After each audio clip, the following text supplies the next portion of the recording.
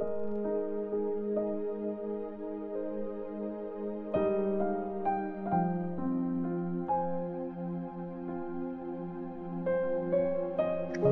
chapter 1. Ito ang message ni Lord na binigay niya kay Malakay para sa mga taga-Israel. Ang love ni Lord para sa mga Israelites. Sinabi ni Lord, mahal ko kayo. Pero ang tanong nyo, paano mo kami minahal? Sumagot si Lord, di ba? Magkapatid sina Esau at Jacob. Pero pinili ko si Jacob at hindi si Esau. Winasak ko at hinayaang tirhan ng mga asong gubat ang mabundok na bayan ng mga taga-Edom, ang mga descendants ni Esau. Pag sinabi ng mga taga-Edom, winasak man ang bayan namin pero itatayo namin ito ulit. Sasabihin naman ni Lord na makapangyarihan sa lahat. Kahit magtayo pa sila, wawasakin ko pa rin yon hanggang sa tawagin silang masamang bansa, ang bayang pinabayaan ni Lord forever. Makikita ito ng mga taga-Israel at sasabihin nila, powerful si Lord kahit sa labas ng bansang Israel. Ang maling gawain ng mga priest. Sinabi ni Lord na makapangyarihan sa lahat sa mga priest na hindi gumagalang sa kanya. Ginagalang ng anak ang tatay niya at ng servant ang master niya. Ako ang tatay niyo, ako ang master niyo, pero bakit hindi niyo ako ginagalang? Tapos sinasabi niyo, paano namin di ginalang ang pangalan mo? Kasi nag-o-offer kayo ng mga di katanggap-tanggap na offering sa altar ko. Tapos tinanong nyo, paano naging di katanggap-tanggap ang mga offering namin?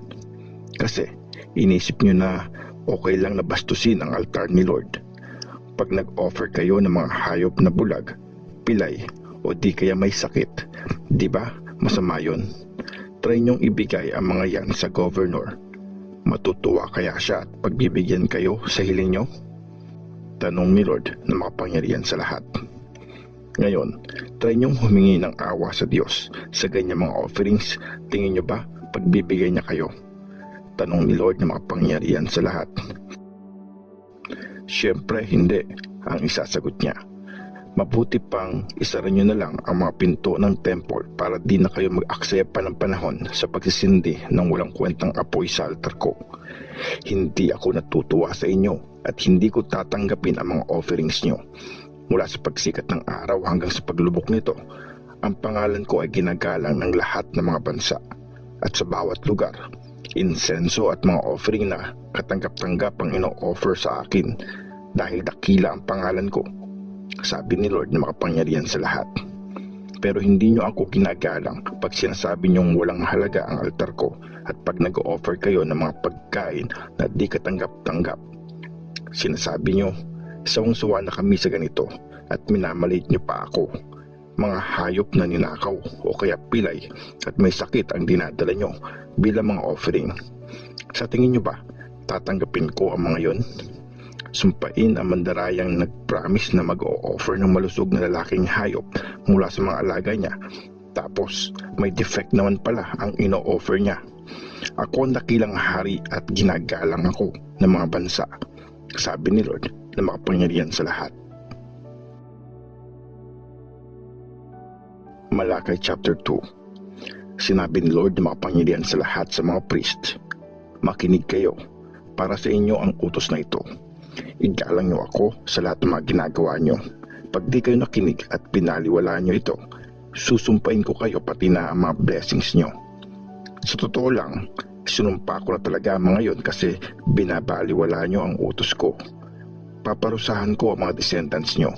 Ipapahid ko sa mga mukha niyo ang dumi ng mga hayop na ino-offer niyo at itatapon kayong kasama ng mga duming yon. Ito ang sinabi ni Lord na makapangyarihan sa lahat.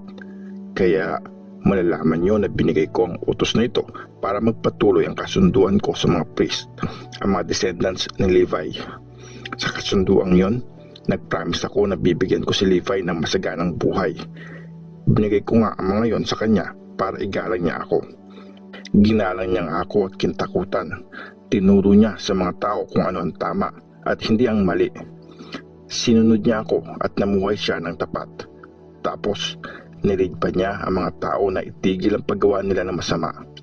Responsibility niyo mga priest na ituro ang tunay na katarungan tungkol sa Diyos, at dapat pumunta ang mga tao sa inyo para malaman nila ang kalooban ni Lord na makapangyarihan sa lahat, dahil kayo ang mga messenger ko.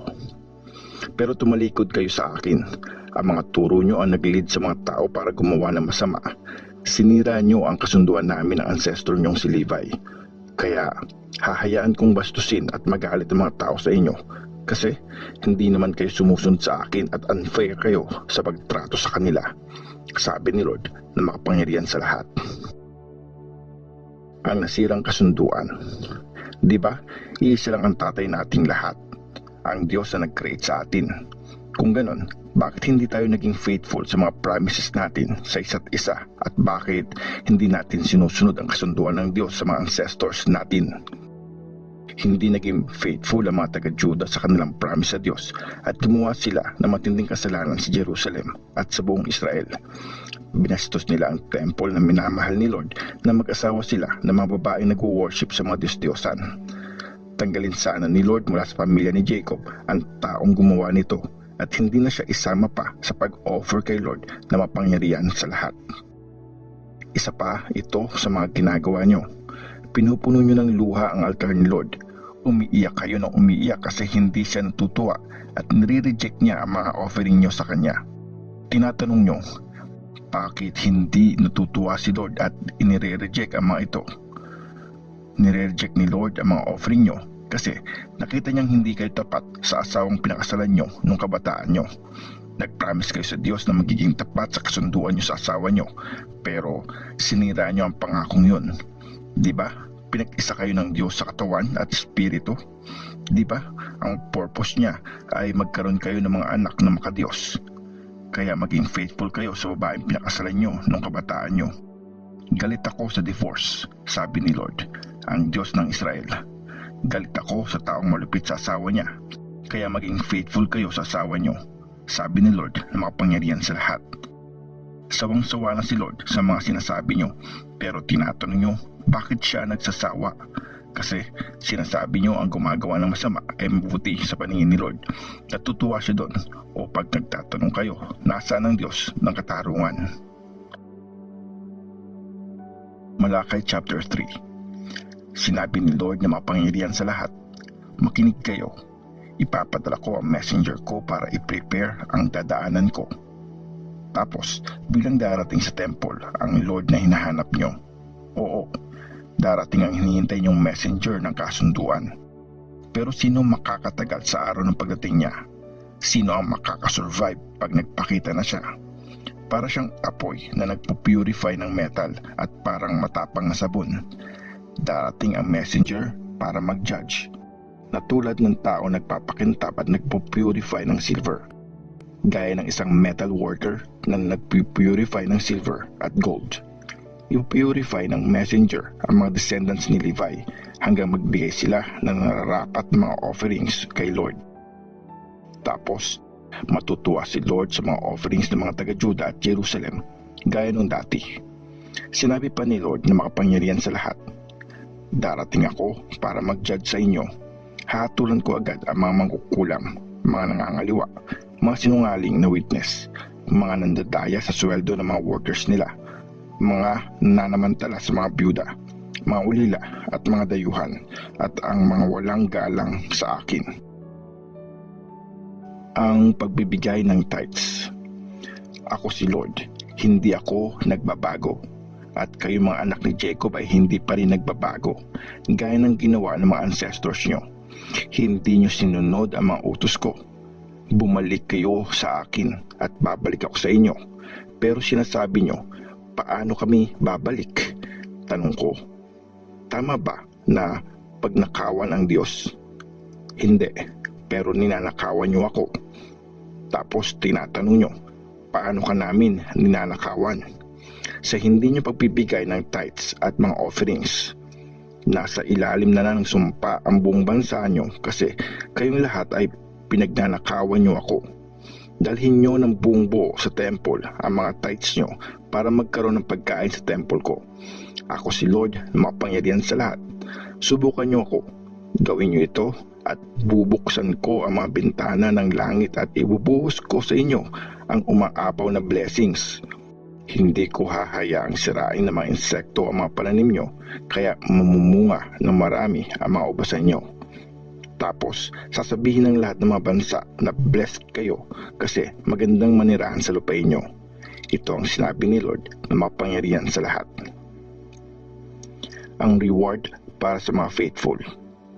Sinabi ni Lord, ang sasakit nyo magsalita tungkol sa akin, pero sinasabi nyo, ano bang sinabi namin laban sa inyo?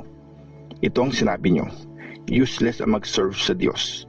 Ano bang mapapala namin kung susunod kami sa utos ni Lord na mapangyarihan sa lahat at ipakita sa Kanyang nagsisisi kami? Sa nakikita namin kung sino pa ang mga mayayabang, sila pa ang blessed. At ang masasama, ginagalit na nila ang Diyos pero sagana pa rin sila at hindi pinaparusahan. Pagkatapos, nag-discuss ang mga gumagalang kay Lord tungkol sa mga bagay na ito.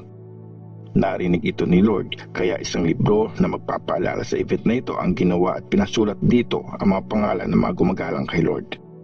Sinabi ni Lord na mapangyarihan sa lahat, sa araw ng aking pagkilos, magiging akin sila at ituring ko silang special sa akin. Kakaawaan ko sila gaya ng mga magulang na naawa sa mga anak nilang masunurin. Tapos makikita niyo ulit ang pagkakaiba ng mabuti at ng masama, ng taong nagsiserve sa Diyos at yung hindi. Malakay chapter 4. Ang araw ni Lord. Ito ang sinabi ni Lord na mapangyarihan sa lahat. Dumarating na ang araw ng paghuhukom. Sa araw na yon, ang mga mayayabang at mga masasama ay susunugin sa napakainit na pugon hanggang maging abo na lang sila. Pero kayo mga gumagalang sa akin, maliligtas kayo gaya ng pagpapagaling sa inyo ng sikat ng araw. Lulundag kayo sa tuwa gaya ng mga bakang nakalabas ng kulungan. Sinabi ni Lord na mapangyarihan sa lahat, sa araw ng aking pagkilos, tatalunin nyo ang mga masasama at magiging parang mga abo sila na tatapakan nyo. Lagi niyong tatandaan ang mga batas ni Moses, ang mga instructions at mga utos na binigay ko kay Moses dun sa Mount Sinai para sundin ng lahat ng mga Israelites. Pero bago dumating ang nakakatakot na araw ni Lord, ipapadala ko sa inyo si Prophet Elijah. Aayusin niya ang relationship ng mga magulang at ng mga anak nila. Kung hindi, darating ako at isusumpa ko ang lupain niyo.